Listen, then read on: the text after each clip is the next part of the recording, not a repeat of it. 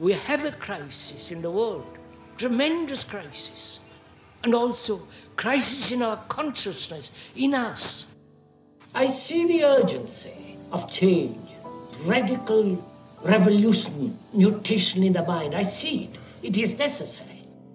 There is complete quietness of the mind, and that which is silent has vast space. Only then that which is nameless comes into being. This is Urgency of Change, the Krishnamurti podcast.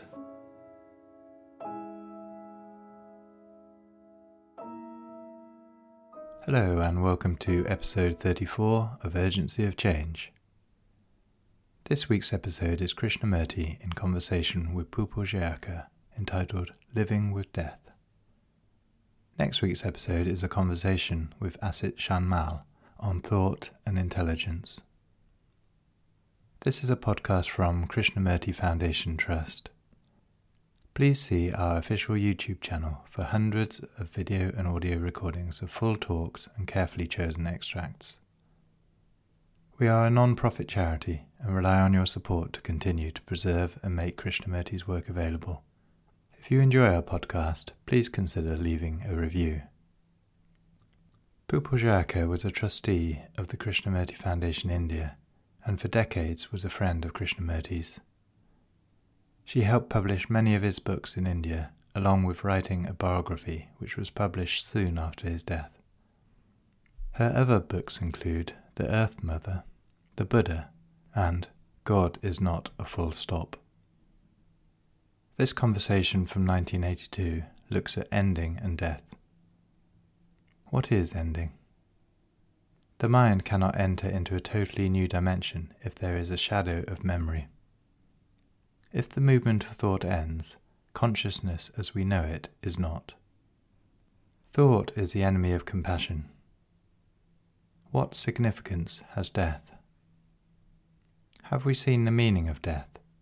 The extraordinary beauty of ending something? Mr. Jayakar and we are going to have a very, very serious discussion, dialogue, very serious.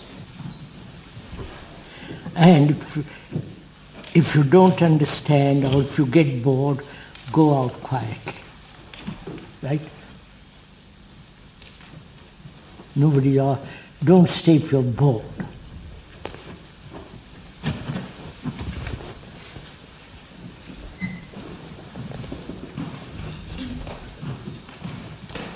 Who will tell us when to start?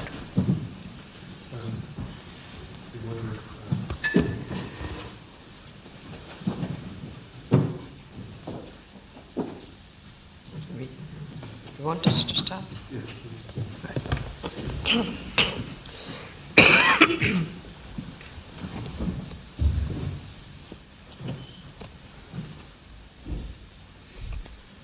Krishnaji, one of the questions which I feel lie at the very depth of the human mind is the coming to be and the ceasing to be, life and death. It is around these two, the wonder of birth and the fear of death, that the whole of man's life really, all his urges, his demands, his desires, his fears, his anxieties, rest between these two poles. Birth and death. Birth and death. At one level, we understand birth and death, but I think only the superficial mind understands. And unless we understand at depth the whole problem of existence which is held between these two, the whole problem that lies in the ending of anything, the fear, the anxiety, the darknesses and shadows which surround that one word. Why do you use the word problem? Why do you make that interval between birth and death a problem? Why do you call it a problem? In itself, birth and death are facts, but the mind can never leave them alone. The mind clings to one and rejects the other. No, but I'm just asking. And therefore the problem. Why do you use the word problem? That's what I'm Problem asking. is because of the shadows which surround one word, which is the joy and splendor of what we see as life, and the demand to hold to it at any cost and to evade that which means an ending. This is a problem. Out of it rises sorrow, out of it rises fear, out of it all the demands. So what is the question? So how do we explore? How can we be free of these darknesses that surround the word? How can our mind look at death with this simplicity and observe it for what it is? But we can never observe it. Are you merely considering what is death, or that great period between life and death? Are you including, if I may ask, the whole process of living with all its complexity, misery, confusion, uncertainty, all that, and the ending? Are you concerned, I'm just using the word concerned, to find out what death means, and what this long process of struggle, conflict, misery, etc., to which we cling and avoid the other? Or are you asking the whole movement of it? You see, there is a whole movement of existence in which life and death are. But if you take it in and make the scope so wide, I don't think you can get to the anguish and of the sorrow of ending. I see. And I want to investigate into the sorrow of ending. Because is that all or are you inquiring, just if I may ask, sorrow of ending sorrow,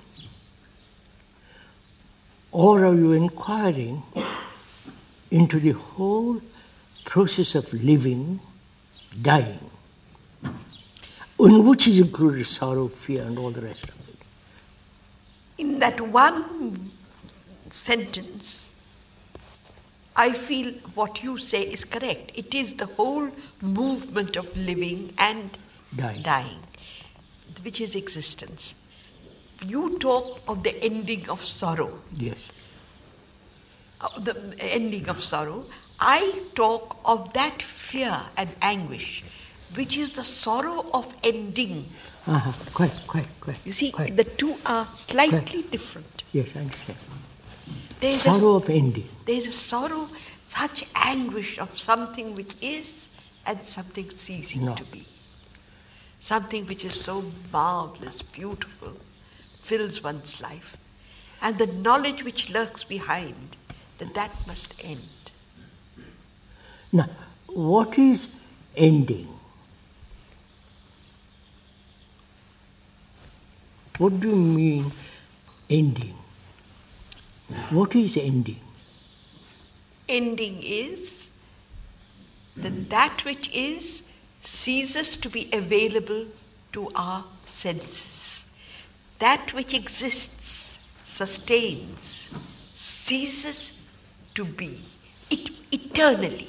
That word eternally. What is this? I don't quite understand it. So, there is, something is.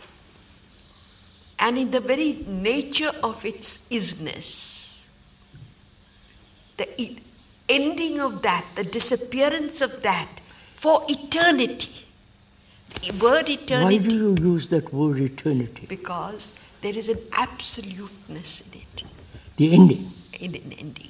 There is no tomorrow in ending. No, just a minute. Ending what? Ending that which sustains. The sorrow is the ending of that. Ending of sorrow, and the ending is not eternity. No, the sorrow of something which is so marvelous, ending. Wait a minute, is it so marvelous? Let me come down to something which is more direct. Yeah. You are. And that you should not be is great anguish. Yeah. You are. Not you are in a you are. Just a minute, what do you mean you are? You, Krishnamurti, is. All right.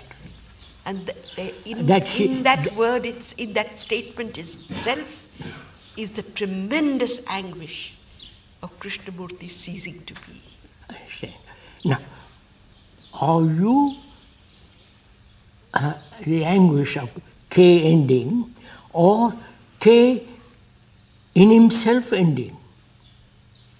You follow what I'm saying? How do you distinguish the two?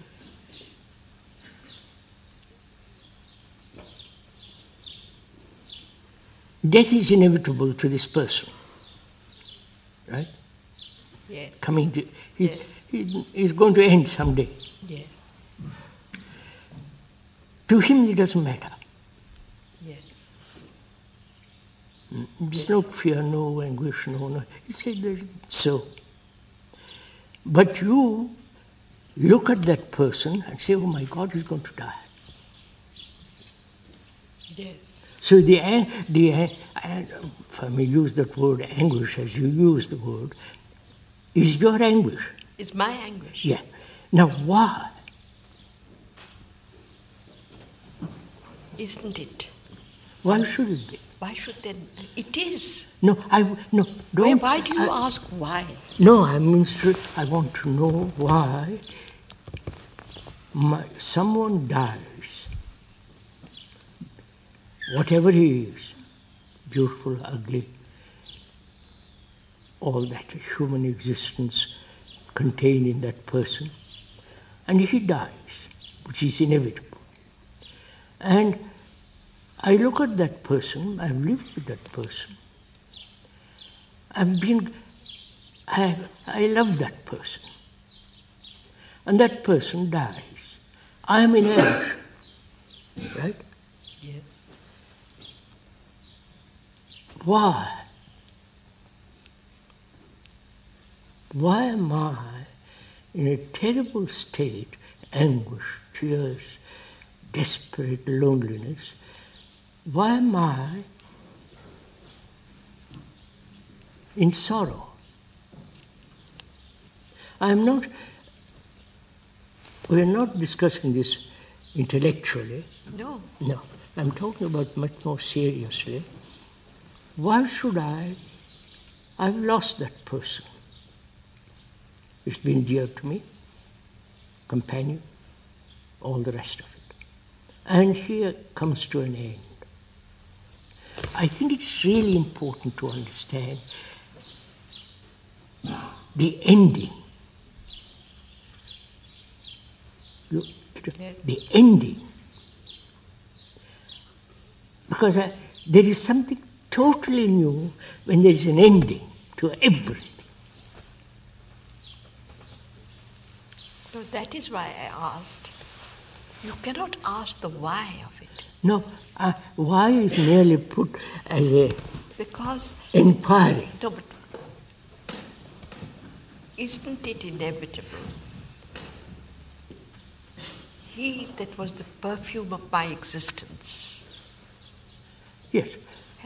Ceases. I loved him. Yes. He was my companion, sexually, from all the rest of it. In whom I felt full, rich. Yes. And that person comes to an end. Right? Isn't it sorrow? It is. My son dies, or my brother dies. It's a tremendous sorrow. Yes. I shed tears and anxiety. And mind then says, I must find comfort, and invents the idea that I'll meet him next life, and all that stuff begins. Now, I'm asking myself, why man carries this sorrow with him? I know it's sorrowful. I know it is devastating. It's as though the whole existence had been uprooted. It's like a marvelous tree torn down in an instant, cut down in an instant. That has happened.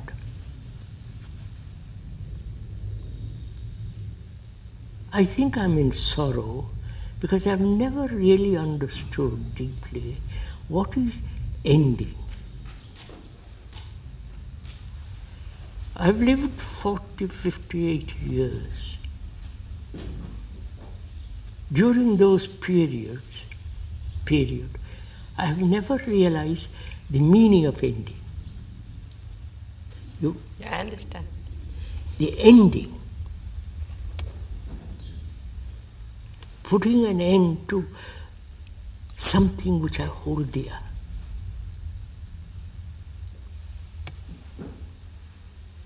I mean, say for instance, totally ending belief.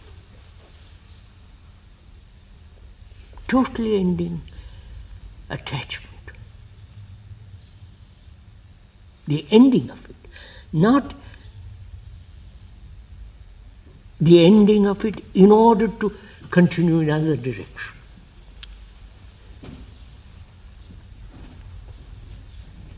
What makes the mind capable Of ending. of ending? It is a question which... It's fear, of course.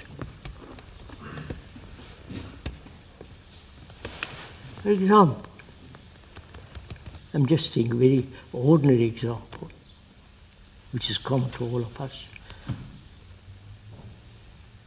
To end completely without any motive and direction, attachment.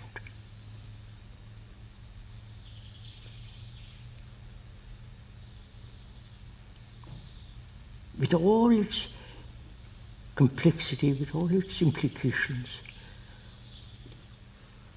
to have no attachment to anything,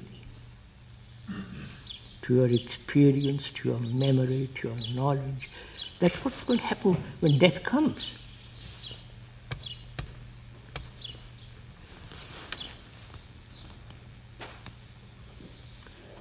After all, ending to knowledge. And that's what one is clinging to. The knowledge that that person dies. I've lived with him. I've cherished him. I've looked after him. We have been tremendously all that. The beauty and the conflict and all that's involved. And to end totally, absolutely, to the memory of all that.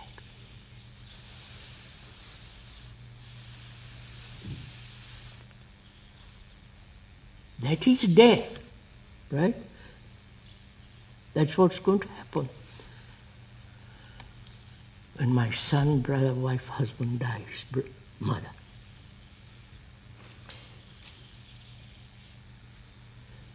Is there, you have often said, living enter the house of death. Yes. You've used that phrase. What is exactly meant by it?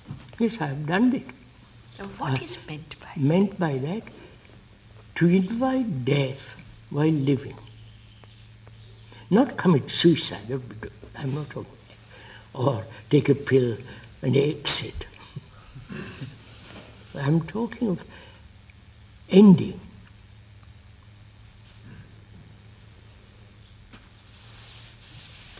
I think it's very important that not only the word itself contains a depth of meaning, the ending of something, the ending of a memory. I'm taking that as a simple example. The memory of an experience which I have cherished, hold on to. Something that has given me a great delight, a sense of depth and well-being. And to that memory, I cling. And I'm living in that memory, though I do ordinary work and go to the office or whatever it is, but that memory is so endearing, so extraordinarily vital. I hold on to that. And therefore, I never find out what it means to end.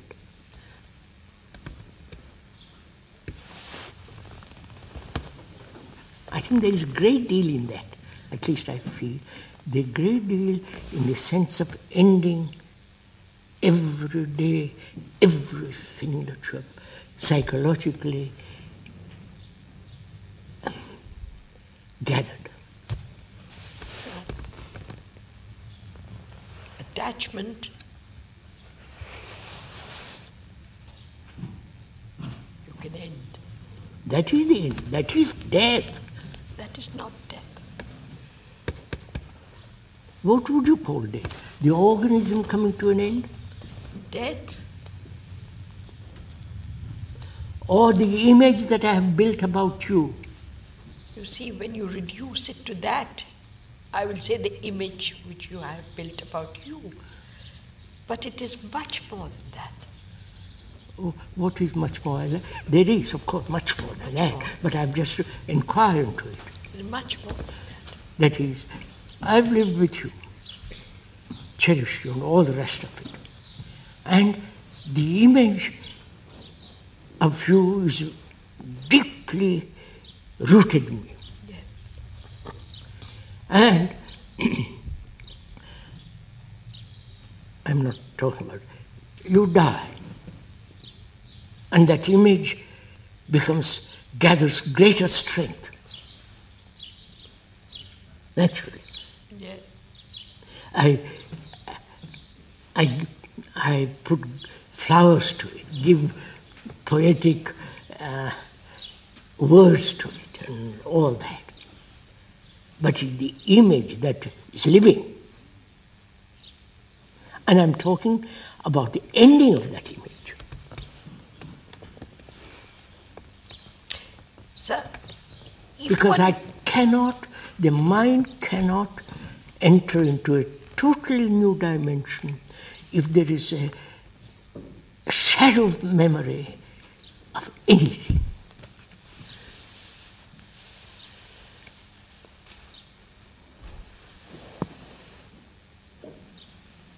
Because that is timeless. That is eternal. And if the mind is to enter into that, it mustn't have any element of time in it.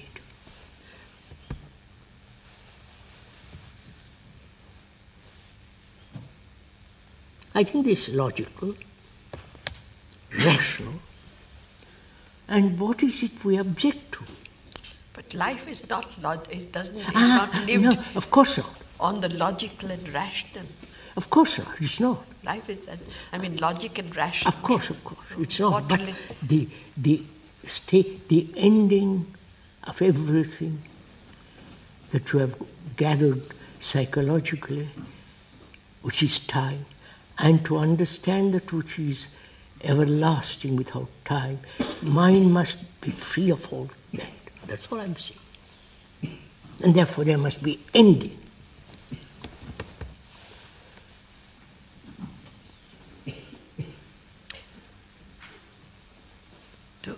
Therefore, then, there is no exploration into ending.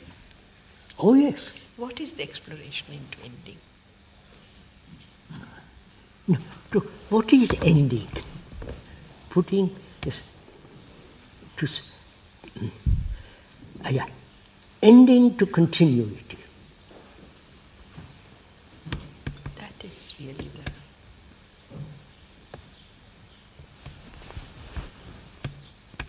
the continuity of a particular thought, a particular direction, a particular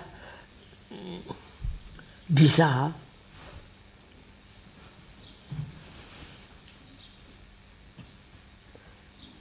It is these give life a continuity. The birth and the dying, in that great interval, there is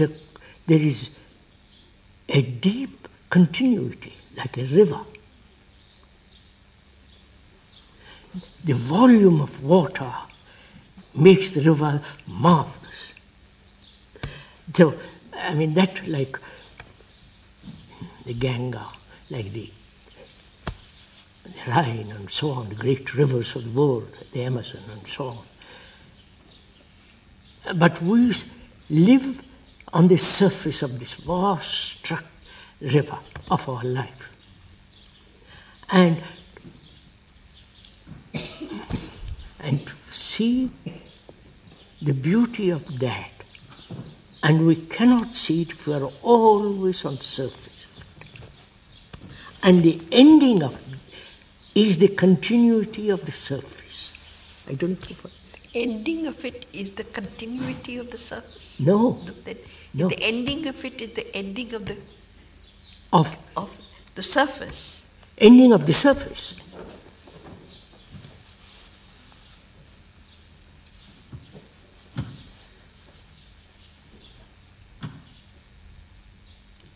What dies? What? What dies?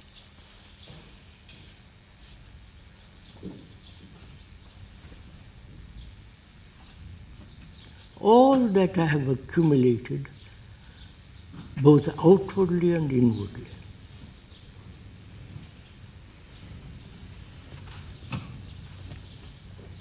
I have built a good business,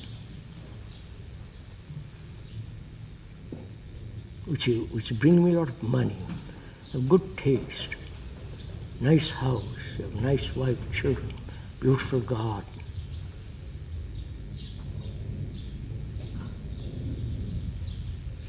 And my life, I've given a continuity to that, to end that.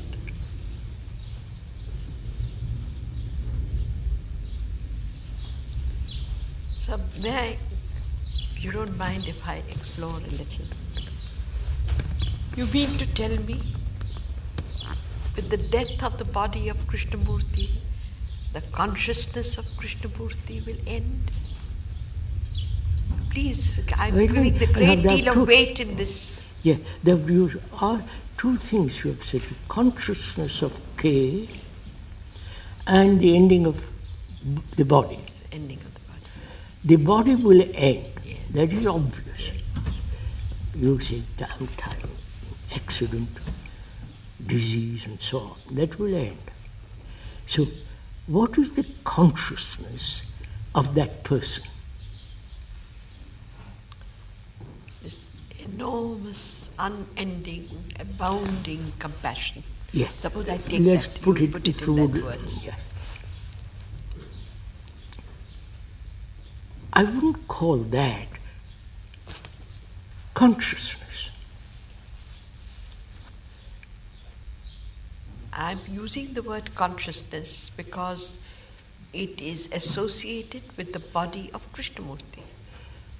Yes, but it is not. Because it is associated with the body of Krishnamurti, I can't think of another word. I can say the mind of Krishnamurti. I can say the consciousness. I would like to keep to the word consciousness, if you don't mind, and let's look at it. The consciousness of a human being is its content. Yes. Right? Yes. The content is the whole movement of thought. Yes. The learning the language, the career, specialization, beliefs, dogmas, rituals, suffering, pain, anxiety, loneliness, desperate sense of fear. Yes. All that is the movement of thought. Yes. If the movement of thought ends, Yes. consciousness as we know it is not.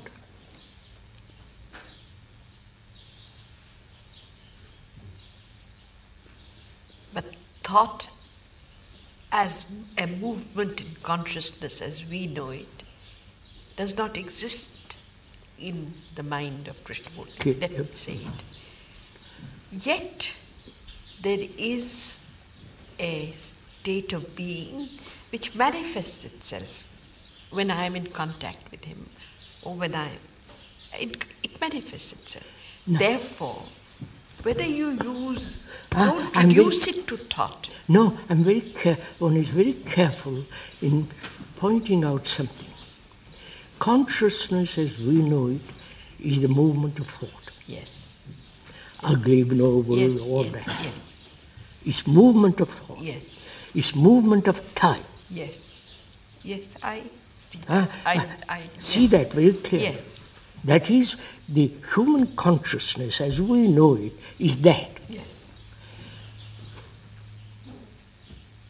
When thought, after investigates, etc., comes to an end, Yes.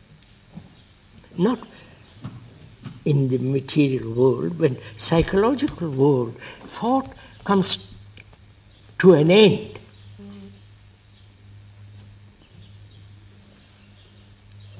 Consciousness as we know it is not.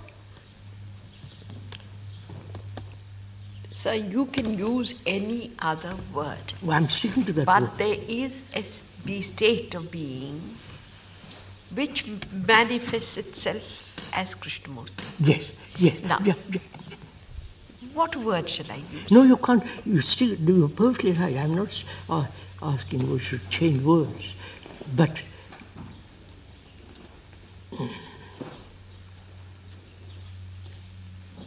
you say, for example, through meditation,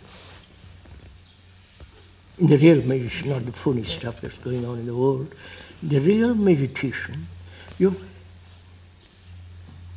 come to a point that's absolute. Yes. And I see this. Yes. I feel it. To me, that's a most extraordinary state.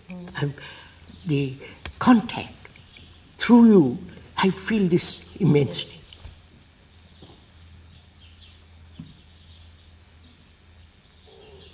And my whole urge, striving, says that I must capture. Have whatever word you use, right? But you have it. Not you have it. It is there. It's not you, Pupul Ji, having it. It is there. It is not your samai. It is there. But it is there because of you. Ah. You see. It is there not because of me. It is there. Where?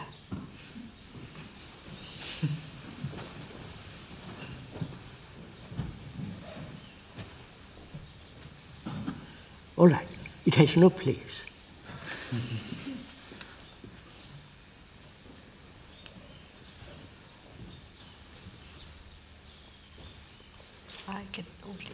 I can only accept it up to a point. No, sir, I will not accept it.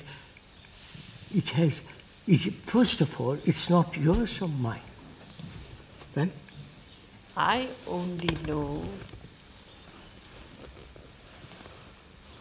that it is manifest in the person of Krishnamurti. Yes. Therefore, when you say it has no place, I cannot accept it. Naturally. It has a place. Because you have identified K with that. But K is that. Yes, maybe. But K says it is nothing to do whatsoever with K or with anybody. It's there.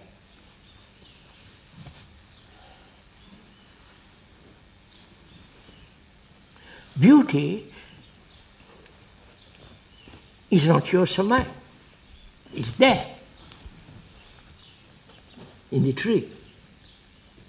In the flower. You follow? It's there. But sir, the healing and the compassion which is in K is not out there. No, of course not. So the healing and the compassion of K, that's what I'm talking about. But that is not K, this. But it is manifest and it will cease to be manifest. That's what I'm asking. I understand, I get it. Please see this, sir. Of course. I understand what you're trying to say. I question that. What do you mean you question that? As it is, it may manifest through X. That which is manifested or which is manifesting doesn't belong to X.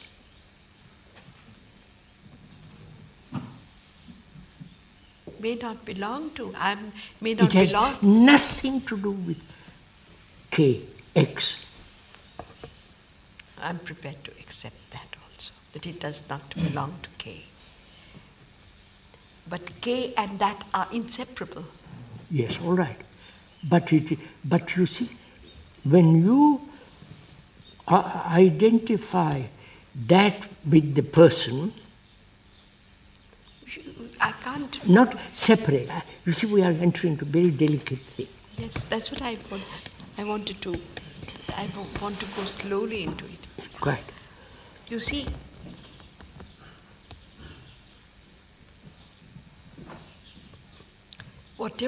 take the Buddha, whatever the Buddha consciousness was or was manifesting through him, it has ceased to be.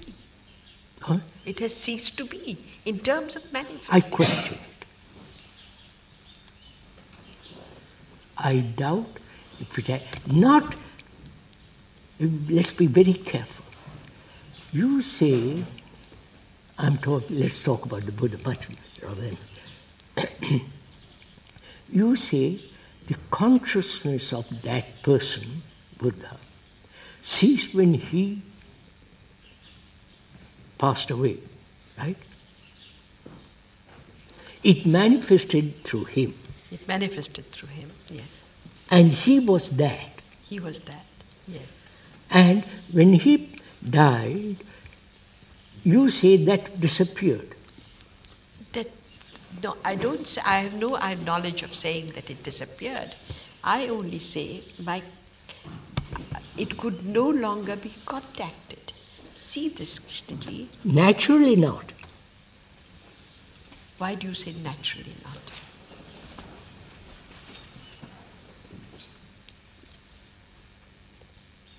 Because he meditation all this.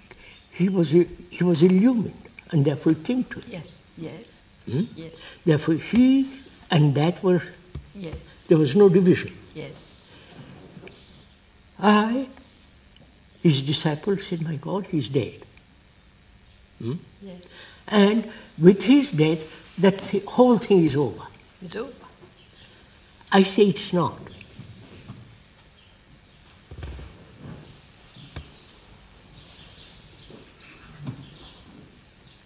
That which is good can never be over.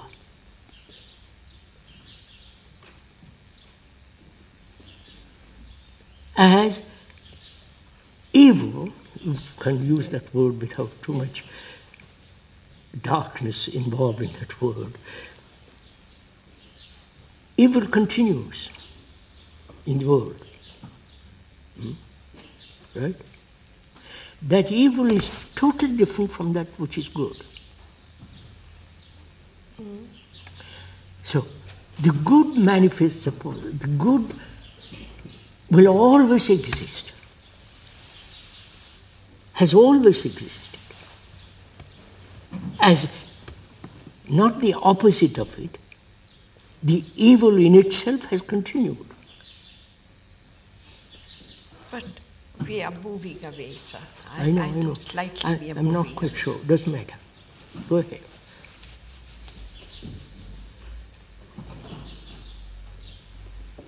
You say that it does not disappear with it.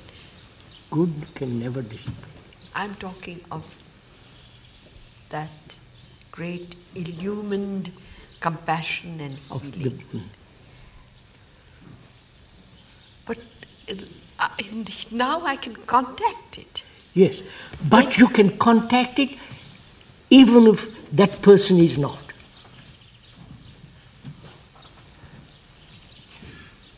That's the whole point. It has nothing to do with person.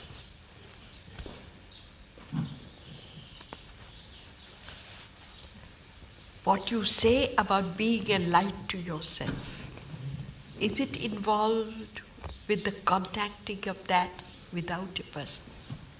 What is involved in that? When you say it can be contacted without a person. Not contact. No, it can be perceived, lived, it is there for you to reach out and hold.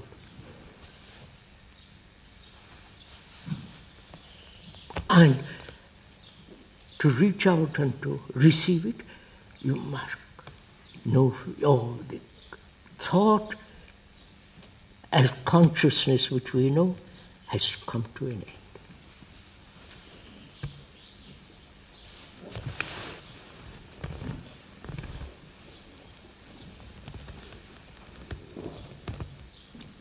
Because thought is really the enemy of that.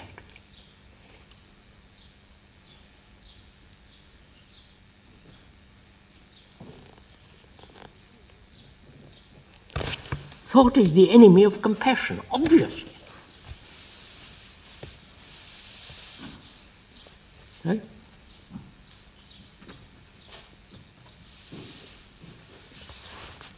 And to have this flame, it demands not great sacrifice, this and that, but awakened intelligence which sees the movement of thought and the very awareness of any thought.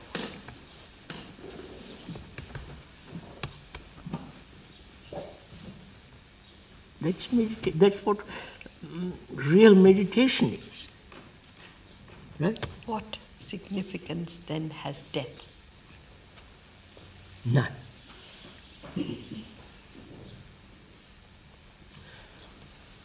No. It has no meaning because you are living with a death all the time.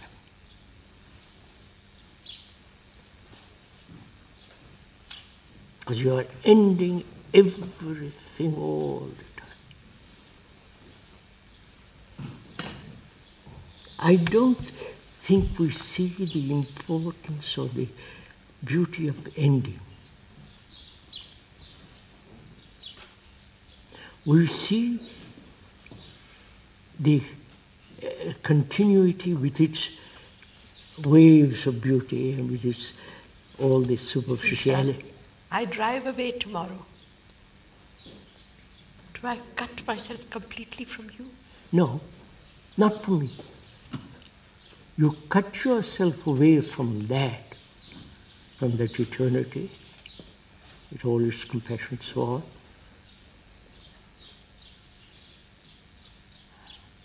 If it's no longer a memory.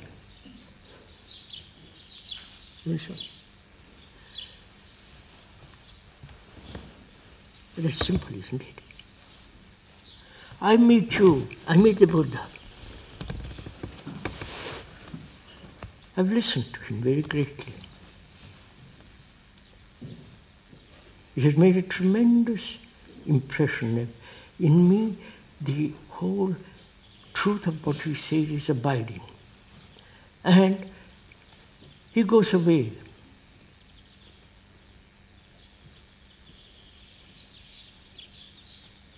He told me very carefully, be a light to yourself. So that truth is with me. It is the seed that is flowering in me. So if he goes away, the seed is flowering. I may miss him. I say, I'm sorry. He's a friend. I've lost a friend. Or somebody whom I really loved. But what is important is that seed of truth which has been planted by my alertness, awareness, intense listening. That seed will flower. Otherwise, what's the point of somebody having it? If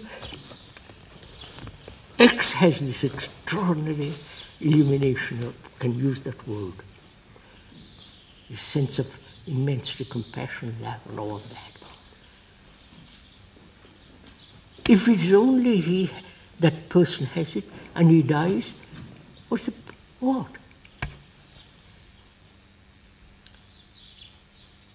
Sir, may I ask one question? What is the reason for his being? Huh? What is the reason then for his being? What's the reason for his being? Yes. For his existence? Yes. To manifest that.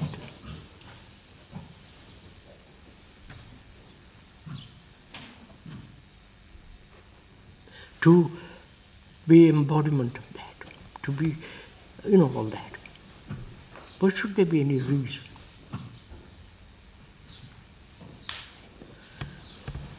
Flower has no reason. Beauty has no reason. It exists. But if I try to find a reason, the flower is not. I'm not mystifying all this, putting it all in a fog, which becomes mysterious. It's not that. As I said, it is there for anyone to reach and to hold it.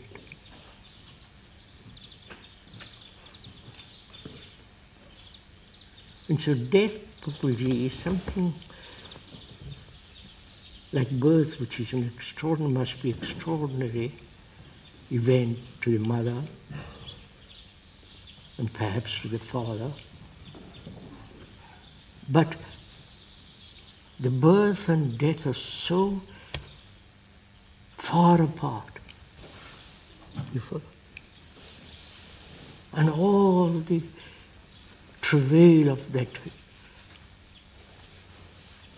continuity is the misery of man. And if that continuity can end each day, you are living with death, which then is a total renewal of something which has no continuity. That's why I think it's important to understand the meaning of that word ending. Totally ending to experience, or that which has been experienced and remains in the mind as memory.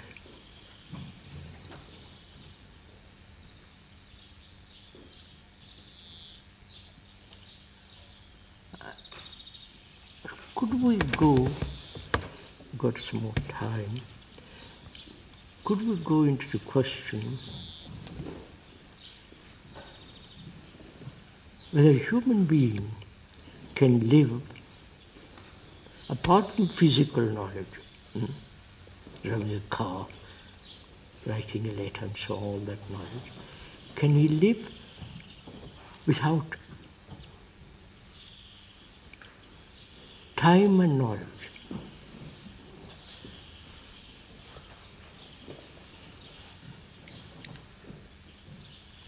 You follow what I'm saying?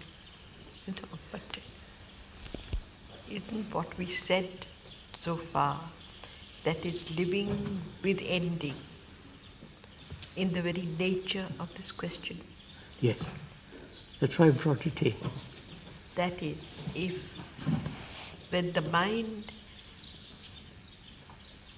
is capable of living with ending, yes, it's capable of living there with the ending of time, yes, and the that's ending it, of that's knowledge. it. I mean, this may be just a lot of words. No, but sir, doesn't it involve, you see, one of the things is you can do nothing about it, but you can observe and listen. And now I'm getting to a little more, if I may take Go it. ahead. Please. There is the stream of knowledge. It's a stream of knowledge. Stream of knowledge. When I say, can I be free or not free, or hold it or give it up, it's one element of that stream of knowledge making that statement. Of course, of course. Therefore, of course, there's no meaning. It has no meaning. Now, the stream of knowledge throws up because of challenge or whatever. Yes, it throws up. The only thing possible is an awakeness where that throwing up and perceiving that it subsides. Quite. The flowering of that and dying the subsiding. Is there anything else really for man to do but to be awake to this rising and subsiding? Are you saying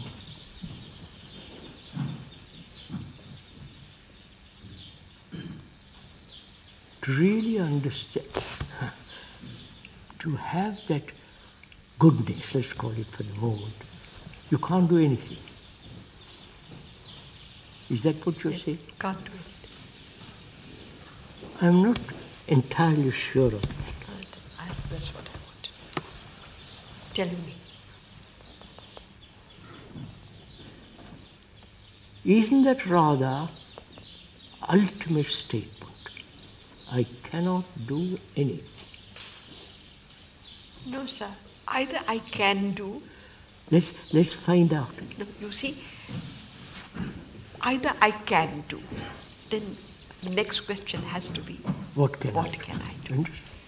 If I say I cannot do. What makes you say I cannot? Because. No, investigate it together. Help me. Let's investigate. What makes you say I can do nothing about it? About what? About this rising out of the stream of knowledge. No, that is what we are talking about. Yes. There is a stream of knowledge. Yes, there is a stream, that's all.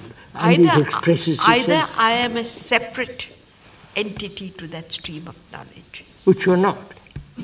And in investigating, I see. You are not. That's simple enough. Let's move. Now, if I am the stream of knowledge, then the throwing up of that I stream. understand that. If you make a statement that I am the state of knowledge, and I cannot do anything about it because it's playing with words. I understand that once you verbalize it, it can become a... Yes. But what is possible? What is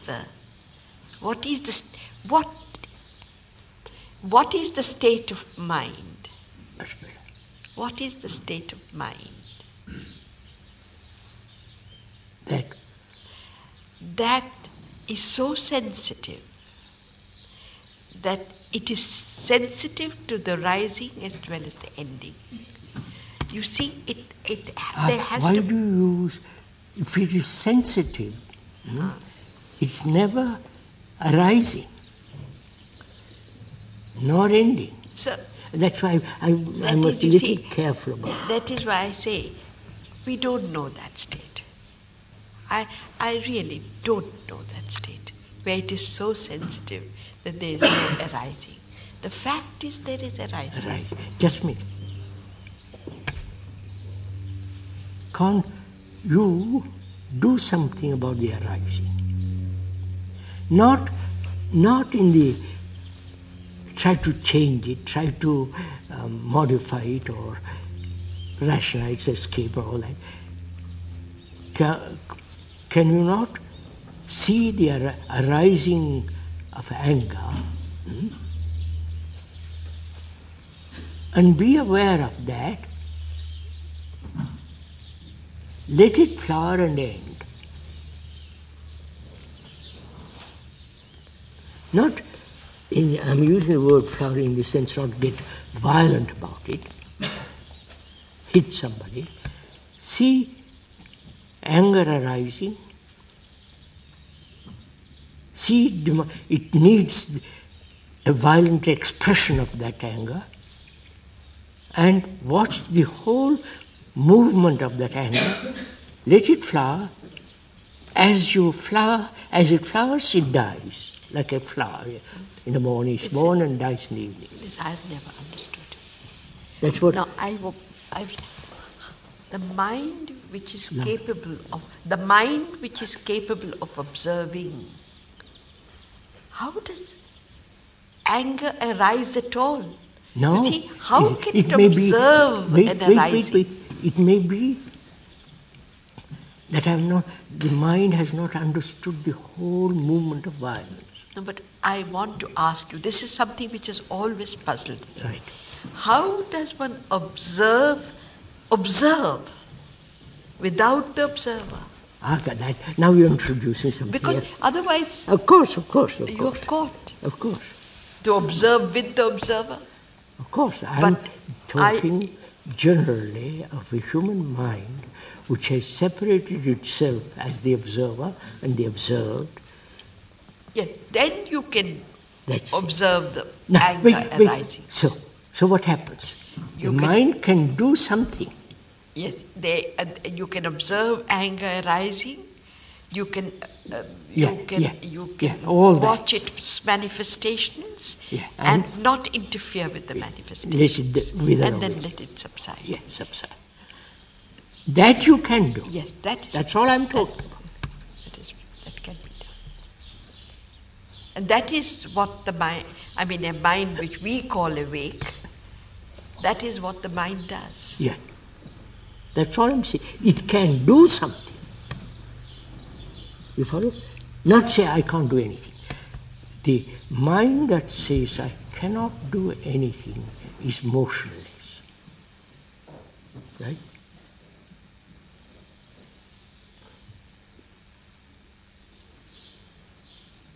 It's only the mind that says I can do something is active.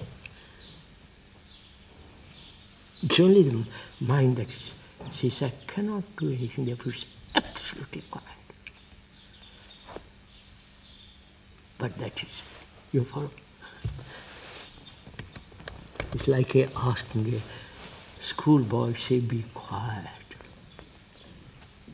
Poor chap, he doesn't even know what it means. He's full of vitality, jumping, talking, yelling, crying. To him, that's life.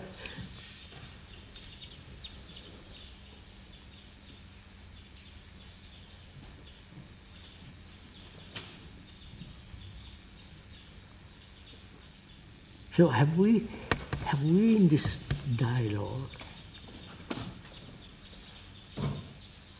seen the meaning of death?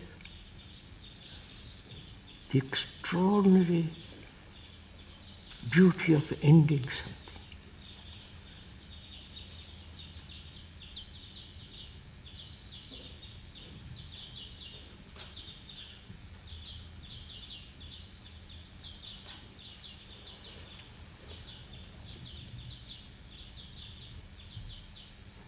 Even ending to learning.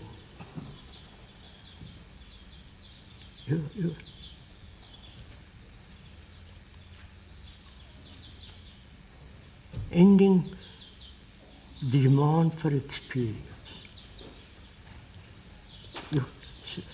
Ending everything that you've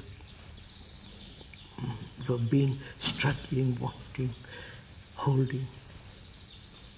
I think that is, in that there is tremendous beauty in that. That's why I think death has an extraordinary beauty and vitality.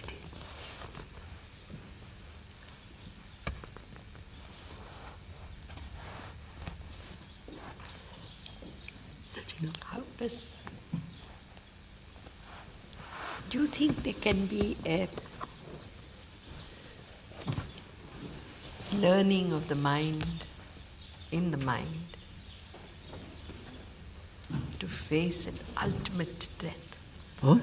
To face the ultimate death. What is there to learn, Pupul? It's very interesting. There's nothing to learn except no, but what is there to learn? The mind, this statement of yours, the mind must receive it without agitation. Yes, yes. You see? Without any... Yes. Without agitation. To receive a statement like that without agitation is the only way that when death comes, there will perhaps be no agitation. Yes. That's right. Not, yes. I'm using the word agitation.